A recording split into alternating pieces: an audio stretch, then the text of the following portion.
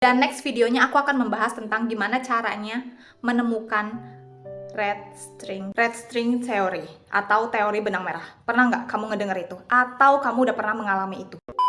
Nah, setelah kamu tahu arti dari teori benang merah itu gimana, dan aku juga cerita gimana aku menyadari bahwa koneksi ini adalah koneksi benang merah. Hey guys, welcome back to my channel. Kembali lagi di segmen Random Talk. Jadi buat teman-teman yang pengen tahu tentang topik ini, tentang benang merah, kamu harus nonton part satunya dulu, oke?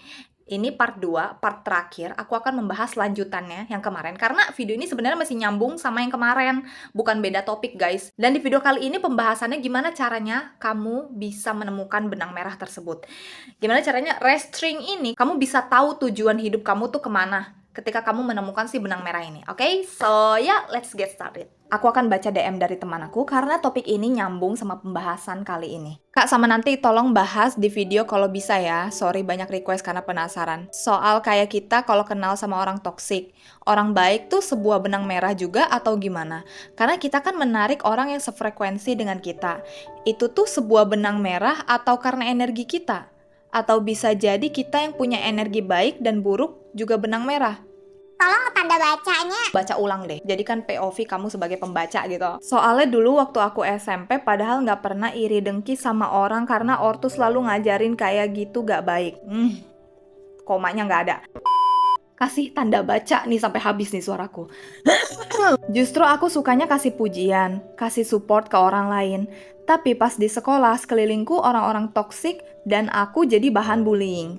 Padahal, dulu aku selalu kasih energi positif ke orang lain. Tapi kenapa ya, orang-orang datang ke hidupku saat itu, orang-orang toksik yang sukanya menghakimi, ikut campur urusan orang lain dan lain-lain. Kalau dia tuh ada keluhan, kenapa ya selalu dikelilingin orang-orang toksik, orang-orang yang nggak bener, orang-orang yang negatif vibes. Padahal aku kan selalu baik sama orang, aku nggak pernah iri dengki, aku pengen support mereka, tapi mereka orangnya yang bertolak belakang sama aku gitu ya, yang aku tangkap.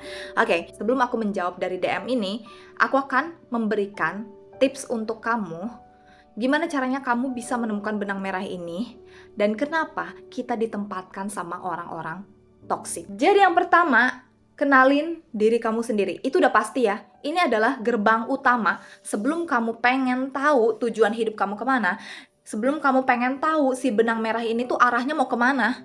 Kamu harus kenalin diri kamu dulu. Misal, kalau dari aku, passion kamu, hobi, kesukaan kamu, itu kalau misalkan dari kecil, bertahan sampai dewasa, dan gak pernah hilang, berarti this is your life purpose. Tapi mungkin kamu gak sadar. Kalau aku dulu kan suka K-pop, dari SD kelas 5. Itu secara dadakan, tiba-tiba aku dikasih sama saudara aku, MV K-pop gitu, terus aku langsung jatuh cinta sampai sekarang. Dari umur 11 tahun, sampai sekarang udah mau 24 tahun. Aku nggak pernah bosan sama sekali, aku nggak pernah kayak pikiran mau pindah apa ya, pindah passion gitu, pindah hobi, enggak. Padahal dulu gini guys, aku tuh anak seninya, seni gambar. Aku suka banget menggambar, aku suka ngelukis, lebih ke bidang seni gambar. Tapi semenjak dikenalin sama K-pop, aku pindah ke seni tari. Dan ternyata seni tari itu bertahan sampai sekarang dan aku bisa jadi dancer. Kalau misalkan aku nggak kenal K-pop dari kecil, mungkin kalian nggak akan kenal aku sebagai dancer. Mungkin aku bisa jadi pelukis. Ya, mungkin konten-konten aku konten gambar, bukan konten joget. Ya, yang pertama kamu harus temuin dulu, sebenarnya apa sih minat bidang kamu? Terserah kamu misal suka di makeup, atau kamu suka jadi dokter, kamu suka jadi guru, up to you, karena this is your life ya, ini hidup kamu. Pokoknya kamu kenalin dulu. Dan kamu fokus ke sana. Pokoknya apapun opportunity yang berhubungan sama hobi kamu, coba kamu ikutin. Kayak contohnya ada lomba, ada kompetisi, ada challenge gitu. Biasanya kalau di sosial media, coba deh kamu ikut deh. Jangan pernah takut melangkah gitu. Dicoba dulu apapun opportunity yang di depan, selagi itu masih match sama your passion. Karena di situ nanti kamu akan menemukan benang merahnya. Nah, ini kita lanjut nih. Yang kedua, nikmatin proses hidup kamu. Dari cerita DM teman aku, kamu coba nikmatin proses hidup kamu dulu. Naik turunnya, itu memang pahit banget, aku tahu. Berarti biasanya orang-orang ini bisa disebut sebagai spiritual awakening, bisa juga memang ya dia lagi ada masalah aja. Karena gini bedanya, spiritual awakening adalah orang-orang yang punya masalah berat, tapi mereka ada panggilan hati mau memperbaiki diri. Tapi bedanya kalau orang yang punya masalah berat kayak, maaf, depresi, stres berat, ya mereka cuma merasa hidup ini terus-terusan di bawah. Mereka nggak ada harapan, mereka nggak mikir, aduh di depan sana aku akan bahagia. Mereka nggak ada pemikiran kayak gitu, karena Mereka nggak ada calling untuk awakening secara spiritual. Kita nggak ada yang tahu kenapa kamu dipertemukan sama orang-orang toksik. Tapi satu hal, kita jangan lupa ngaca sama diri sendiri. Kadang kita mungkin ada salah juga loh, dan kamu mungkin nggak sadar. Kalau dari pengalaman aku, kenapa orang-orang tuh kayak sempet ya nggak mau temenan sama aku, karena akunya tuh terlalu egois. Aku pengen gabung ke geng ini, orang-orang pintar, orang-orang cantik. Ketika aku pengen join, mereka tuh kayak gak suka karena apa, energi aku ngejar. Paham gak maksudnya? Ketika kita mengejar sesuatu, ketika kita berusaha, kamu akan mental. Karena you chasing so much. We don't chase, we attract. Karena kita akan menarik orang-orang yang energinya sama dengan kita. Dan keluhan di DM ini kan, padahal aku baik, apakah karena energi aku yang kayak gitu juga gitu maksudnya? Di dalam diri kita itu nggak 100% baik. Kita pasti punya sisi toksik dan kita nggak sadar mungkin. Kadang aku juga ngedengerin kritikan dari orang-orang gitu. Coba deh, mungkin buat kamu yang DM, kamu pernah nggak dapat kritikan dari orang tentang apapun? Misal kamu terlalu ini, kamu terlalu ini, kamu terlalu ini, ada nggak yang ngomong? Kalau misalkan ada yang ngomong kayak gitu, coba deh nggak apa-apa. Telinga kamu dibuka, kamu dengerin. Kalau dia ngekritik kamu kayak gitu, oke. Memang kita nggak bisa mengendalikan semua orang ya. Yang bisa dikontrol kan diri kita. Komentar orang kan nggak bisa kita kontrol. Tapi ada sisi positifnya juga sebenarnya, kritikan dari orang-orang. Kayak aku nih, aku ngedance waktu itu bajunya terbuka dan banyak yang ngekritik. Sampai cowok aja ngejelek-jelekin aku gara-gara aku pakaiannya terbuka di dance. Awalnya aku mikir gini, apa sih namanya juga dance cover? Emang salah ya, itu kan fashion. Itu pikiran aku masih close-minded. Setelah aku riset, high value woman nggak pernah menunjukkan kayak perutnya atau maaf depan ininya. Dan berkat omongan cowok itu dan omongan dari orang-orang juga, aku sekarang ngedance pun pakai baju walaupun itu memang terbuka, tapi terbukanya masih bisa dibilang sopan. Nggak separah dulu. Aku juga pas tahu ya ilmu ini, aku ngeliat lagi video lama. Aku jijik sama diri aku sendiri, aku ilfeel. Kenapa ya aku kayak gini? Kenapa sih aku terlalu heboh? Kenapa sih aku terlalu kayak war gitu loh pas ngedance? Itu zaman-zamannya awakening juga. Aku kayak gitu, makanya berat banget. Ini yang untuk DM aku juga, coba kamu mungkin bisa evaluasi diri. Maybe ada something wrong with you. Ini hidup kamu ya, aku nggak mungkin ikut campur gitu. Coba kamu cari tahu dulu apa yang salah. Gini, orang ngekritik kita, jangan langsung dihempas. Dianalisis dulu, apakah kritik itu bisa mengubah hidup kamu lebih baik atau enggak. Beda sama ngehujat. Kalau ngehujat, kayak body shaming, kayak aku dikatain tepos, dikatain kurus, itu nggak perlu didengerin. Karena itu nggak ada pengaruhnya sama sekali buat hidup aku. Tapi kalau misalkan ada yang bilang, Chel, lu tuh terlalu oversharing sama cowok itu. Waktu itu pernah aku oversharing sama cowok. Wes, digituin kan. Udah stop, lu jangan chatting dia kayak gitu lagi. Nah di situ aku langsung berpikir, oke, ternyata oversharing, ngomongnya gerasak gerusuk, terlalu heboh, pakai WK, pakai emot yang titik 2V, itu tuh alay di mata cowok itu dan tidak memberikan kesan elegan sama sekali. Terus aku mikir, iya aku malu banget ya, dulu aku heboh banget chattingan sama gebetan aku. Aku kira dengan chattingan heboh itu akan membuat cowok itu nyaman, terkesan asik gitu sama aku. Tapi enggak. It's not elegan. Mulailah memperbaiki diri. Tidak semua hal harus kita ungkapkan. Apa yang di pikiran kita, di hati kita, nggak perlu diungkapkan semua ke orang lain. Orang lain nggak perlu tahu. Ini cukup diri aku aja yang tahu. Karena orang lain nggak sepenting itu tahu diri kita tuh kayak gimana. Itu pentingnya sih. Itu aku dikritik waktu itu kayak gitu kan. Awalnya ngedown, tapi itu bisa jadi pembelajaran juga gitu. Mulailah kayak merawat diri. Pokoknya di setiap proses itu, apapun kritik yang aku dapat, aku pelajarin itu semua. Bukannya kayak, diem loh, nggak usah kritik gue.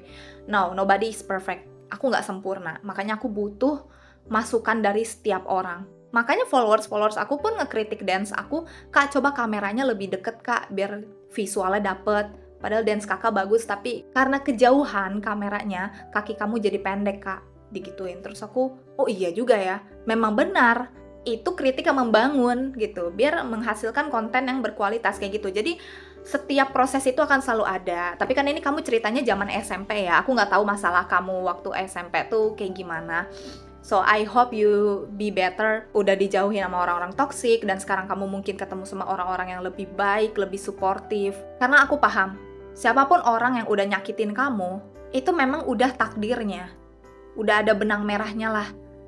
Kalau di video sebelumnya kan aku bilang, mungkin ada hubungannya di past life. Tapi buat teman-teman yang nggak percaya sama hidup reinkarnasi, oke, ini adalah POV. Kalau teman-teman percaya hidup itu cuma sekali, jadi kayak gini. Setiap manusia memang sudah ditakdirkan garisnya. Sebenarnya garis tangan ini tuh bisa kita lihat, cuma aku kan nggak bisa baca ya. Setiap manusia itu ditakdirkan hidupnya tuh kayak apa. Nih, kamu baru lahir nih, ini kamu nih. Itu tuh Tuhan sudah membuat benang-benang merah itu untuk hidup kamu. Ini dikaitkan dengan siapa. Kamu punya connection sama orang tersebut, meskipun kamu belum kenal sama dia, meskipun dia juga belum kenal sama kamu kan. Jadi benang merah itu bercabang, dan semakin beranjaknya dewasa usia kamu semakin dewasa, kamu bertemu sama orang yang menyakiti kamu, orang-orang yang toksik. Itu memang sudah benang merahnya, sudah takdirnya kamu bertemu sama dia untuk belajar sesuatu. Di sini kan kamu juga nggak begitu detail ceritanya. Aku nggak tahu apa yang mereka lakukan sama kamu sampai akhirnya kamu ada ngeluh ya. Kenapa sih aku ditemuin orang-orang yang toksik padahal aku selalu dukung mereka, nggak pernah iri gitu kan. Kita harus punya otak yang lebih terbuka di setiap masalah. Cari deh satu celah, ada hikmahnya. Ada yang harus kamu petik nih pembelajaran. Oke, next aku nggak boleh kayak gini lagi. Hari ini aja masalahnya bikin aku chaos. Next, kalau ketemu itu lagi, aku nggak boleh kayak gini. Coba dicek. You do something yang bikin lebih better. Mungkin coba kamu lebih flashback ya. Apa yang aku lakukan dulu ya? Atau apa yang orang itu lakukan ya? Kalau misalkan orang itu tidak menghargai dari awal, nggak usah ditemenin. Nggak usah dideketin dari awal. Jadi ketika aku ngobrol sama dia, terus orang itu kayak nggak match sama aku, dari tatapan matanya, bye. Aku nggak mau ngajak dia ngobrol lagi, aku nggak mau follow dia, aku nggak. Daripada kita membuang energi kita berusaha baik sama dia, tapi dia respon yang nggak ada sama sekali, kan capek sendiri. Ujung-ujungnya mungkin kamu dimanfaatin, jadinya toksik. Perhatiin deh setiap tanda-tanda, setiap orang yang kamu kenal. Kalau dia layak ditemenin, kamu deketin. Kalau dia respon yang nggak baik, jauhin. Nggak usah, say. Nggak semua orang itu berhak mendapatkan cinta kasih dari kita kalau dia aja nggak ada feedbacknya sama sekali. Kalau kamu sadar sama video aku sebelumnya, ada 2 hal ya yang bisa kita kontrol dan di luar kontrol kita. Kita berbuat baik ini sama orang itu adalah kendali kita. Tapi respon orang, feedback dari mereka, itu bukan kendali kita. Aku nggak tahu, mungkin kamu sudah mendapatkan benang merahnya, pembelajarannya dari setiap pertemuan dengan orang-orang toksik. Yang ketiga, cari sumber kebahagiaan kamu di mana. Kalau dari pengalaman aku, sumber kebahagiaan aku adalah di musik. Aku tidak bisa hidup tanpa musik, tapi nggak boleh kayak gitu juga sih. Kalau di aku, kita jangan terlalu melekat sama duniawi. Jadi ketika nggak ada musik, aku stres, jangan kayak gitu. Makanya coba kita cari sumber kebahagiaan, jangan cuma satu sih patokannya, saran aku ya. Sumber kebahagiaan itu aku nggak mau punya patokan satu aja. Aku pengen punya banyak sumber kebahagiaan. Misal, meditasi, K-pop, musik, dance, K-drama, itu aku. Atau nongkrong di cafe, making content, hangout sama teman-teman, itu sumber-sumber kebahagiaan aku kan. Jadi ketika kita merasa down, kita bisa langsung distract diri kita ke hal yang kita sukai. Nah, ketika kita fokus ke hal yang kita sukai, misal aku suka banget K-drama kan, aku fokus sampai bikin parodinya, aku fokus sampai bikin video-video drama Korea. Di situ kita akan menemukan opportunity baru. Pokoknya apapun passion kamu ya, makanya aku nggak pernah capek untuk bilang teman-teman, apapun passion kamu, hobi kamu, coba difokusin ke sana. Karena kita nggak ada yang tahu opportunity itu datangnya kapan. Tawaran tuh datang kapan aja loh. Sebenarnya nggak ada habisnya sih aku ngebahas ini guys. Dari benang merah, aku suka dance, tiba-tiba aku dipertemukan sama Cinatia Shina. Aku jadi suka sama dia, aku ngefans sama dia, aku belajar dance dari dia. Dan akhirnya semenjak suka sama Cinatia, aku jadi lebih mengasah skill dance aku. Akhirnya apa? Aku banyak tawaran job dance. Terus aku langsung mikir, oh benang merahnya itu dari Cinatia Shina. Takdir mempertemukan aku dengan Cinatia sampai bikin aku sukses di bidang dance gitu loh. Kita tuh harus bisa punya otak yang cerdas untuk melek setiap keadaan yang di hidup kita. Peristiwa apapun yang terjadi, itu pasti selalu ada benang merahnya. Karena tidak mungkin Tuhan mempertemukan kita dengan seseorang kalau nggak ada tujuannya, kalau nggak ada asal-usulnya. Dan aku percaya, video aku misalkan lewat di beranda kamu, buat teman-teman yang baru kenal aku, dan tiba-tiba ngeklik video ini, aku percaya nggak ada yang kebetulan. Setiap pertemuan dengan seseorang itu pasti ada tujuannya. Kamu ngeklik video ini, pasti ada tujuannya. Pasti Tuhan akan memberikan kamu jawaban di masa depan nanti. Mungkin saat ini kamu nggak tahu kenapa kamu ketemu sama aku. One day, kamu tahu, oh, untungnya aku kenal sama channel YouTube Sheila Damayanti ini. Aku bisa belajar banyak dari dia. Kalau kamu nggak ketemu sama aku, mungkin kamu nggak dapat materi ini. Pokoknya fokus sama hidup kamu. Hobi kamu jangan pernah kamu tinggalin. Pokoknya bangun personal branding kamu. Kamu pengen dikenal seperti apa sama orang lain. Yang melihat satu bidang tuh ingetnya kamu. Coba kamu ciptakan itu deh. Kalau aku kan, Jukyung TikTok ya? Si Sheila ini yang pernah jadi Jukyung TikTok gitu. Jadi hobi kamu ini yang bisa membentuk jati diri kamu. Sesuatu yang melekat sama diri kamu itu akan ketemu benang merahnya sendiri ketika kamu mungkin dapat opportunity, ketemu sama orang-orang hebat, dikasih kejutan, tiba-tiba aku ketemu Cinati, aku ketemu sama Kogeral juga itu di luar ekspektasi aku, di luar rencana hidup aku. Aku cuma sebagai followers yang setia, aku suka sama mereka, yang suka menghibur aku, terus tiba-tiba benang merahnya aku tangkap ketika aku fokus sama apa yang aku suka dan aku menikmati proses ini bertahun-tahun. Ya pahitnya sudah aku lewatin. Diomongin satu angkatan pada saat SMA itu udah jadi makanan setiap hari ya pada saat itu. Video aku ditonton satu kelas tuh kayak rasanya gimana sih malunya? Ya sebenarnya video aku kan publik ya, ditonton banyak orang. Tapi rasanya seperti ada niat lain. Bukannya support nonton aku, tapi memang niatnya ngejek gitu. Udah sering banget. Kita tuh nggak bisa ngelihat sampai mana kita tuh sudah menemukan tujuan kita gitu loh. Karena memang benang merah ini kan tak kasat mata ya. Misal kamu ngerasa mimpi kamu tuh udah jauh banget, tapi ternyata sebenarnya mimpi kamu tuh udah di sini. Aku juga banyak banget kok ketemu sama orang-orang, dan akhirnya aku bisa mendapatkan sesuatu. Misalkan cowok deket banget sama kamu, tapi ujungnya kalian tidak berjodoh. Padahal kamu udah yakin banget, kamu udah doain dia supaya berjodoh. Tapi ternyata dia pergi gitu aja, tanpa alasan jelas. Berarti memang sudah takdirnya kamu belajar dari dia. Belajar mencintai pekerjaan kamu saat ini. Belajar mencintai apapun yang kamu lakukan. Dan satu hal yang aku kasih tahu ke kamu ya, cari sumber kebahagiaannya itu jangan di orang lain, tapi di diri sendiri. Jangan sampai, misal kamu punya pacar, kamu punya sahabat, tapi kamu lagi nggak bareng sama dia. Dia lagi main, terus kamu merasa sedih, hidup kamu kosong. Nggak kayak gitu. Hidup tuh udah capek gitu maksudnya. Waktu tuh terus berjalan loh. Kalian sadar gak sih sekarang ini udah bulan September. 2024 tuh udah mau berakhir, cepet banget gak sih? Lakukan sesuatu, langkah kecil itu sangat berharga dibanding kamu nggak ngapa-ngapain. Kalau kamu pengen menemukan life purpose, tujuan hidup kamu tuh apa sih? Pengen mencari benang merah ini di mana? Nanti akan ketemu sendiri ketika kamu mencoba untuk melangkah satu per satu, karena nggak ada yang instan ya. Proses, semua orang butuh proses. Orang-orang sukses di luar sana yang mungkin kamu iri sama hidup dia, ya pasti dia juga ngelewatin masa pahit ya, tapi kita nggak tahu. Ya memang sudah waktu dia di usia segitu bersinar. Nah mungkin kamu yang nonton ini masih belum bersinar nih. Nah semangat ya, kamu harus bisa mencari titik terangnya, cahaya di dalam diri kamu sendiri.